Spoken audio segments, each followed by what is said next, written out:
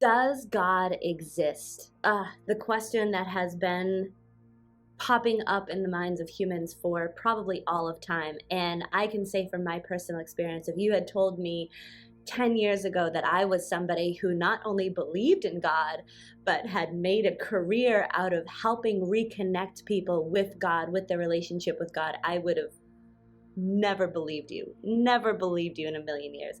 My name is Madison White. I am a spiritual guide, owner, and founder at the Light Center, and I take people through a path of reclaiming their godhood, reclaiming their sovereignty through an ancient path of a series of activations and initiations to empower you, to re-spiritualize you, and really reconnect you with the truth of who you are. And in this episode of No BS Spirituality, the No Woo Woo Spirituality podcast, I'm going to talk about my reclamation, my reconnection, my taking back my definition of God, who God is, and what this entire lifelong process has been for me of redefining and reclaiming my godliness or my connection with God. So to start this, I have to go way back to the beginning. So I went to Catholic school, and I joke with people now that I'm pretty sure that Catholic school is what made me an atheist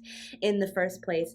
My parents were not religious, but I had that Irish Catholic upbringing. I had an Italian grandmother who were, really, if I wasn't going to get baptized and receive First Communion, at least there was going to be some major family issues. So, and I went to Catholic school, and I remember being in CCD, and I remember really being confused by a lot of things. There was a lot of doctrine, there was a lot of dogma that was taught that I couldn't just accept at face value. I had a lot of questions, and I was shamed a little bit for asking these questions. It was like I wasn't supposed to ask. I was just supposed to take this information, accept it as true, and move on with my life. And that's kind of a common theme throughout my whole life, that I can't just accept things for face value. I have to know why. I have to know where it came from. I have to understand why is this being told to me, and why is it even important that I accepted it.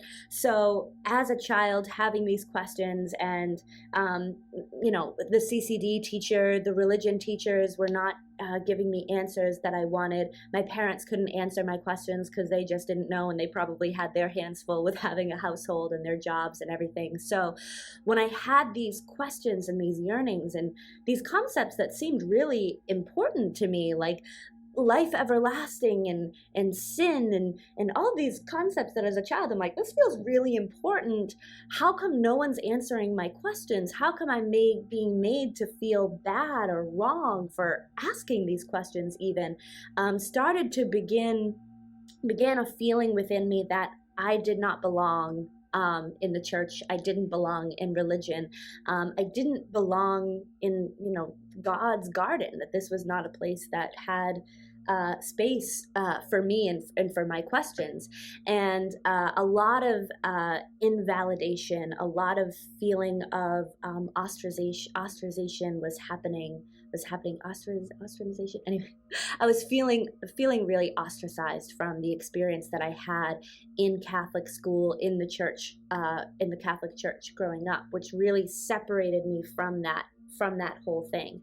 And that feeling sort of continued. I went to Catholic school all the way up through high school, and where, religion was really merged together with my education. So all that became, the church and authority and government created a lot of dissent and a lot of anger within me, because I didn't really understand why we were doing the things that we were doing.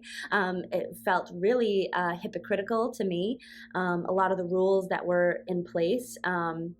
And just this overwhelming feeling of like, things are not okay. Things are not okay in the world. People are saying that they're all right when they're really not. We were going to, the Iraqi war, 9/11 was happening in my school age years. And it was just really obvious to me that the way that we were doing things was not okay. But to question the way that we were doing things wasn't okay either. So how are we going to fix anything if we weren't willing to look at the problem that was happening in our world? didn't really make sense to me. So, which created, like I said, a lot of anger, a lot of dissent, a lot of issues with authority, a lot of issues with, rule breaking and acting out and all these kind of things, which primarily happened to myself. I wasn't a kid who went out and like broke the law or minor infractions, but mainly it was all centered around abusing myself. I was abusing myself, physically, in physical ways. I was abusing myself with the substance, with, drug use and smoking cigarettes, and abusing myself because I thought that, if I must be the problem from that early upbringing, from those experiences of being like, there's something wrong with me if I can't just accept the world for the way that it is, then there must be something wrong with me. I must be the problem. I have to take this out on myself. And, like I said, in high school, the issues with authority was like, I was like, okay, who are you, government or school administrators or police or who are you to impose laws upon me when I can see clearly that you are not, this is, a lot of the stuff with the pedophilia in the church was coming out. I was like, who are you to tell me how I'm supposed to live my life when you've got all this, closets full of skeletons yourself?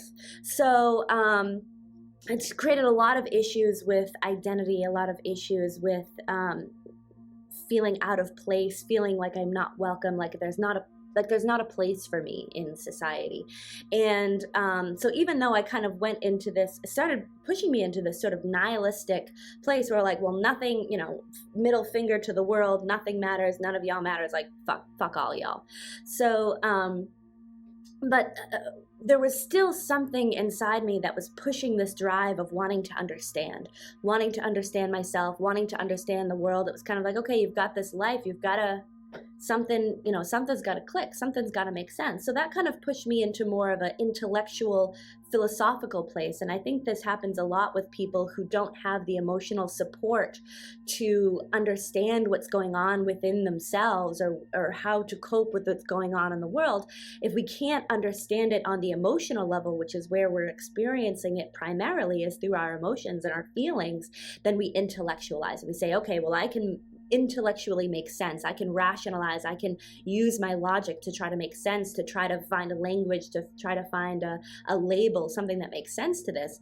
And I also had a brother who at the time when I was in high school was in college and was studying anthropology, and he would come home from college and we would have, my whole family was atheist and very intellectual. We'd have these really intellectually stimulating conversations about anthropology and the nature of man and philosophy.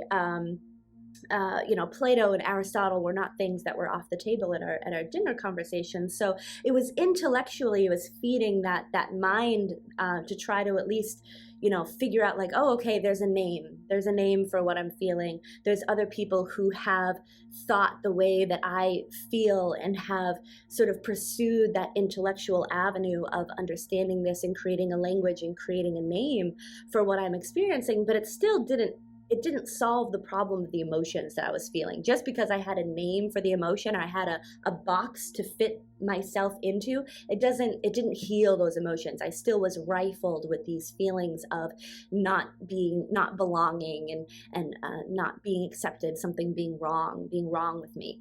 And as I went into college, a lot of that stuff, as you go through life, a lot of those emotion and that emotional turmoil has to be pushed by the wayside because you have a job to do.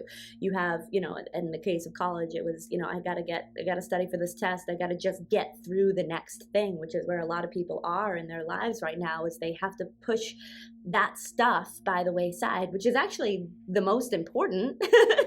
Our healing and our emotional stability, our mental clarity are of the utmost importance. In order to live a productive and happy and joyful life, we need to deal with these things, but we're in such a survivalistic mode that we have to just get through the day and the task that we have for that day just to get on to the next day. So as I was in college, it just became, but still all these underlying emotions were at play.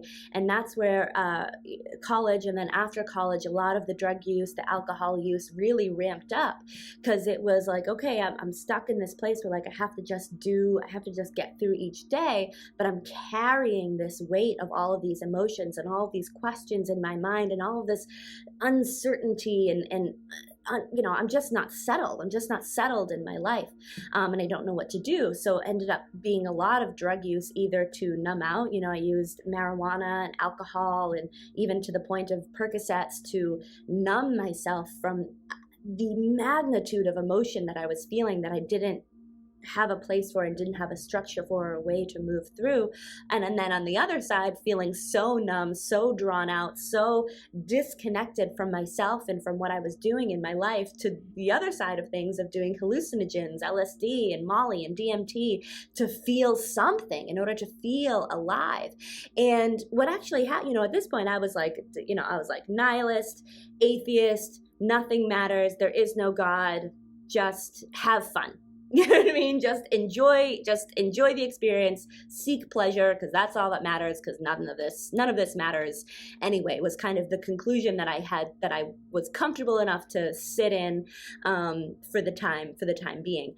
But then having these experiences on drugs, on the hallucinogens, was at least, and I remember having these experiences of, oh my God, there is something else. And anybody else who has done hallucinogens will probably agree with me that hallucinogens open you up to a wide range of like multi-dimensional experiences of yourself and the universe and all these things. But then you wake up the next day and you don't remember, or you can't apply it. You know what I mean? It was very much a recreational use of these substances, but something that opened something up inside of me. And I want to talk more about drug use in a later episode, and sort of its purpose or its place in the process of spiritual awakening, because I know it's kind of a hot, trendy topic right now that a lot of people are doing and exploring and experimenting with. But the issue for me was that it opened me up to this energy, which is like, okay, cool, great, I have had this new experience, this new awakening, but like, I still go back to my job and I can't apply anything that I've experienced to my life. And I know that there's people out there who are using, plant medicine as on a more sort of therapeutic, or attempting to use it more as truly as a medicine in a place. And again, I'm going to touch upon this more later in a different episode.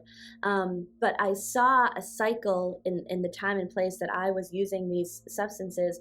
I saw a cycle of people continuously using the medicine, which I will go ahead and say they were actually abusing the medicine. And they were stuck in this loop of always having to have more medicine to heal the next thing. Oh, I have to sit with more medicine to figure this out. And I saw a lot of people using or abusing a lot of plant medicine and not actually breaking the cycles that they were in. They were in the same loops of thought patterns, recreating the same trauma, and never actually breaking out of that cycle. And I saw that this was happening. And again, I was someone who, if I was going to do something, if I was going to partake of something, I wanted to know why. I wanted to know what the purpose was. And if the purpose was just to do the same thing over and over again, that's not really for me. I want to, for lack of a better word, I want to ascend or transcend. I want to move on to the next step. I don't want to be stuck in this pattern of using plant medicine every week or every month, or however, every couple of months, for the purpose of just doing the same thing over again. So when I saw that loop, and when I saw that I was starting to get sucked into this loop, is when I was like, something's going to shift. And it also coincided with a time where I was, using these hard substances on a regular basis. I was working a full-time job. I also had almost a full-time performance artist, performing gigs every weekend, working a full-time job, using substances. I think I'm starting to paint a picture where you could see where I was very unwell. I was physically unwell. I was mentally unwell. I was emotionally unwell. I was running myself ragged under the guise of, well, nothing really matters, just pursue pleasure. whatever. And it got to the point of playing that loop over and over enough that that didn't work. That didn't work anymore. That loop of nothing matters, just live in the moment, whatever, throw your will to the whim of the universe. Like, no. And now I had experience where maybe the question started to come up again. I was like, maybe there is something beyond. Maybe it's not God, but there is some sort of other higher power. I started moving into more of an agnostic place of, okay, I think there is something. I just don't know what it is. Nobody else has figured it out yet, or at least nobody that I have experienced has figured it out yet. What could this thing be? How can I find it? How can I experience it? I knew that religion was not the place. I knew that religion didn't have a place for me, from my experience growing up. The experience that I had on the hallucinogens had opened me up to the potential of maybe, spirit. Maybe there is something. And I was also dealing with a lot of, like I said, emotional, psychological issues from the abuse that I had, the drug abuse and self-abuse that I had sort of put myself to, and then a string of abusive relationships. Was just really not in a good place. And I knew that I needed help. I had accepted that I needed help, that nothing that I had been doing up until that point had helped, because I had just gone downhill, it seemed. And I was working as a psych nurse, and I knew that, I had been in therapy in high school from self-harm, and I knew that was not, I didn't need a pill. I didn't need a therapist to talk about my issues with me. I needed a solution. I needed a solution to the way that I was feeling, and something that I could use to uplift myself. And that's where I was kind of like, okay, well, I've done yoga a couple times, and I always feel good when I do yoga. And when I do yoga consistently, I feel good. So I was like, maybe there's something through this spirituality, these spiritual practices. Like I said, I had done a lot of like new age, hippie, burner type stuff, and I knew that it wasn't there. It wasn't that. I needed something more tangible, something that I could actually practice with. And that's why what was appealing about yoga was as a physical practice that I could do, that could shift, that would shift my energy, that would shift my mood, shift my emotions, to put me in a place where I was better able to take care of myself on all levels. So I just did a Google search. I searched for meditation or spirituality or something, and I ended up at a max meditation class. I actually was late. I didn't get there on time. But I was like, okay, I drove like a half an hour or something across Boston, from one side of Boston to the other, to get to this class. I'm not leaving without at least talking to somebody. So I plopped myself on the floor, and I waited for everyone to come out, and came in and had my consult, I guess, with my guide. And I just threw everything on the table. Everything, I think I just verbally vomited on him for like a good 40 minutes. And at the end, he kind of listened to everything. And I had told this man things that I just immediately felt comfortable with him, immediately felt like I could say things to him that were in my brain that he would understand, that no other therapist, no friend, no family member would understand. I just felt that level of comfortability with him immediately. And after everything that I spieled out to him, he said, I don't usually tell this to brand new clients, but my guides are telling me to tell you to do Kabbalah. And one half of my brain was like, Madison, this man is hearing voices. You're going to listen to a man that hears voices? Like, get the fuck out of here. Like, what are you doing? Like, go. And the other half of my brain said, do it. This is exactly what you need. Do it. So I listened to that other half of my brain. I was in such a place of probably desperation, and it was the most at home place that I had felt probably in the majority of my life, feeling in the energy of this healing center that this man had. So I said, okay, yeah, tonight, right now, can we start right now? Like, when do you want to do this? So I eventually did receive Life Activation, Empower Thyself, and I started the 1-year-long Kabbalah program. And the whole time I was there, God was a word that was brought up a lot. And every time I would hear the word God, I would twitch a little bit. I was like, oh, I'm like, cool. I love, the rituals, the self-mastery. I loved all of that. But this God part, I just couldn't get behind. I had come to a point in my life where I was someone who, if you told me that you believed in God, your IQ would drop a few points in my head. My opinion of you would kind of lower a little bit, which is a terrible thing. Now I can say is a terrible thing to say, to judge somebody based off of something like that, because you have no idea what has happened in their life. But anyway, so I had a real qualm. I had a real issue with this whole God thing. Like I said, I could get behind just about everything else, but just this concept of who and what God just really, it really didn't help. It really didn't help my process. But at the same time, as I went to these study groups, as part of the Kabbalah program, as I went to the Empower Thyself classes, and I went to the meditation classes, the full moon class, whatever I was doing, because I just was getting so much, because being in that space within those walls of that lineage center, I felt the most at home. I, for the first time in my life, felt like there was a place for me. The questions were I never felt bad for the questions that I asked, even if they might have seemed a little bit controversial. I didn't feel bad for the questions that I asked. And what was even better than that for me was when I asked a question, the majority of the time, the question was asked back, well, what do you think? And I was given the platform, the freedom, the space to have a voice, to express what I felt internally, and then to have a dialogue about, well, if that's that, then maybe this is this, you know what I mean? It just created so much possibility and potential for what could be. And for the first time, I was given that. Someone literally handed to me, here, you think for yourself. You explore for yourself. You tell me what you think this is, and let's have a dialogue, about that. And basically what that felt like for me was to go from my childhood, where I felt like there was not a seat for me at God's table, my presence was not welcome, to literally pulling the chair out. Here, have a seat, let's have a conversation. Here, have a seat, let's talk about what you're feeling and what you're experiencing, and dive into it. Let's really explore this.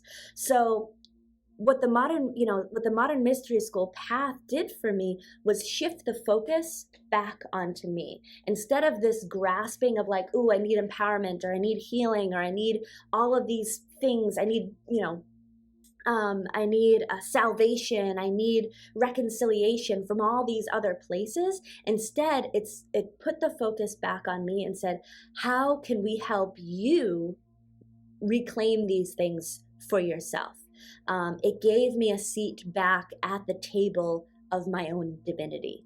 And when that space and that potential was given to me, everything that was that I felt had pushed me away from myself, everything that had pushed me away from my own purpose, from my own connection to God, was eliminated. It was just drawn away, and it was right here. God was right here. My connection with God was right here.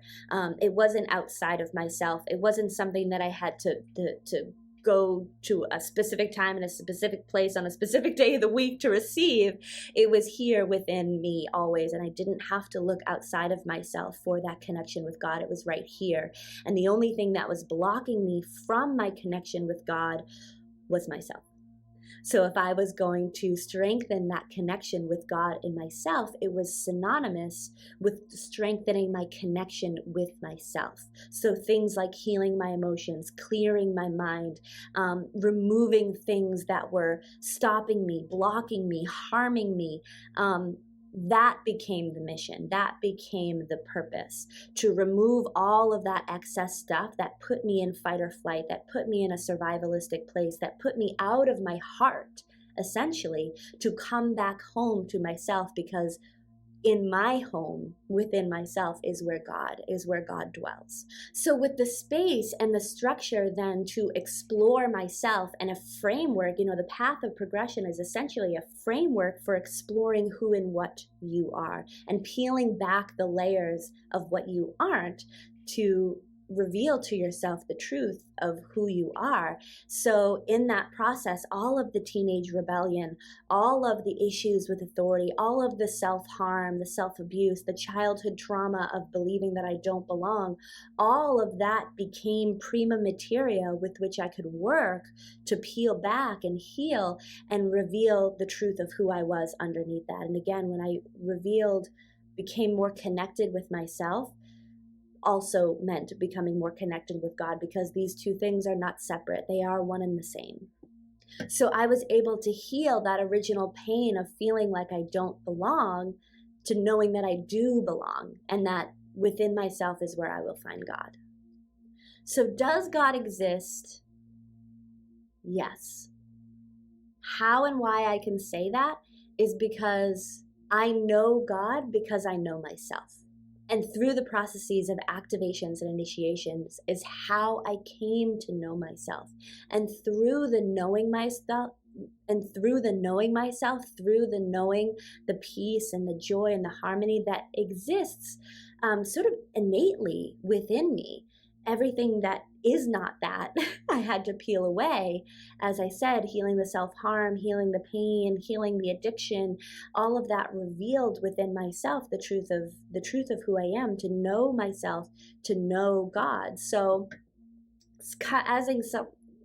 being someone who comes from an atheistic upbringing, issues with God and the church, really a key here was separating that God is not the church and the church is not God. They are not the same thing. For some people, maybe that was obvious, but for me, it took me a long time to tease those two things out, that the church does not own God. God is greater than any one church, any one religion. So let's sort of bring it back to, does God exist? You ask me, yes. How do I know? Because I know me. And I know that I am one with God. So the other question would be, how do you define religion, spirituality, philosophy? So I would say that these are three branches of the same tree. Religion is the structure. It is how to practice, how to worship. And I would say that your worship, again, it's not something that you do for a certain number of hours and one day a week. The way that you live your life is how you worship.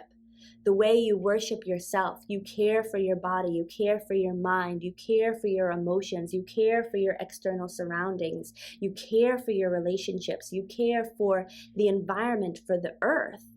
All of that is worship. You're worshiping yourself, the God within yourself. You're worshiping the God within another being. You're worshiping the God that exists in nature and in the universe. You're honoring the order of existence, the order of life, of the order of the cosmos, honoring and celebrating that existence, that the intellectual mind, you could say, that exists behind the order of the universe, the order of the cosmos, the order of life, the order of yourself, is honoring that existence, is worship, worshiping life, worshiping love, worshiping existence.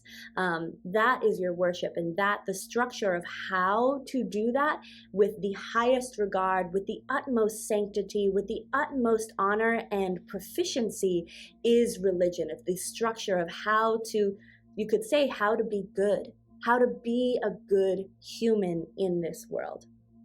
On the flip side of that, and the opposite side of that, is philosophy. Why? Why do we practice? What is this God? What is this presence? How can we describe the flavor? How can we understand the expression of God, of divinity that exists all around us? What are the words that we can use? What is the embodiment? And what does that look like? What does that feel like? How would we describe that? So that is the why do we worship? Why do we practice? And what is this presence all around us? What is God, and how do we find and familiarize ourselves with it on the inside? And between these pillars of the religion of how to practice and the philosophy of why we practice is we have the practice itself, which I would say is spirituality. Spirituality is the whatever sort of form or philosophy you want to give it, whether it's a yogic practice, whether it's a Wiccan practice, whether it's a Catholic practice, whatever it is, the way that you live your life, the way that you express your divinity, your godliness, that is your spirituality. And it can take many, many different forms. And you'll notice, as I studied world religions in my sort of philosophical phase, you'll find ties. There's sort of a golden thread between all religions and all spiritualities. We can find similar themes and similar stories, and when you weave all of these together, it creates a beautiful universal essence of how to be good, how to love, how to be the most, to live life alive is one of the things we say in the mystery school. How to live life alive, receive the ultimate abundance, the ultimate expression of joy, the ultimate giving and receiving of love. How do we actually do that? And within the modern mystery school path, and especially in Kabbalah, for example, all of these pieces are woven together in a beautiful way to really see the whole picture and begin pulling those layers off of everything that you are not, to experience the beauty of who you truly are. And that is what is synonymous with God. That is godliness, to be good, to be a good being, to be good to yourself primarily, to be good to your neighbor, to be good to your neighbor, and how to do that in the best or most proficient or in the highest expression, in the highest light, I would say is the purpose of the path. Because what I'm describing there is when each person is connected to their own godliness or has their own connection with God within themselves, and is able to allow that beauty, that joy, that passion, that love, when they're able to allow that love to flow freely from themselves, from the originating source within them, that's world peace. When every individual has the freedom to express their true individuality is when we will have world peace. And the path of progression of life activation, Empower Thyself, Healers Academy, Kabbalah, the warrior path, all of it exists for the purpose of you reconnecting with that divine, godly, individual spark of expression, and removing every barricade that you have created within yourself to express that freely, so that we as a society, as a human society, can rise into world peace. And that's the purpose of everything that we do. So if you're interested in beginning a path of spiritual self-mastery, of removing those barricades that stop you from experiencing that highest and ultimate expression of joy and peace and passion and love, I encourage you to reach out to me to schedule a consult, or I'll put you in touch with somebody to get your life activation and get this ball rolling so that you can have that joy within your life. My name is Madison White. I'm a spiritual healer, teacher, and guide, certified and affiliated with the Modern Mystery School, and I encourage you to explore these for yourself. And thank you for watching this episode of No BS Spirituality. Thank you.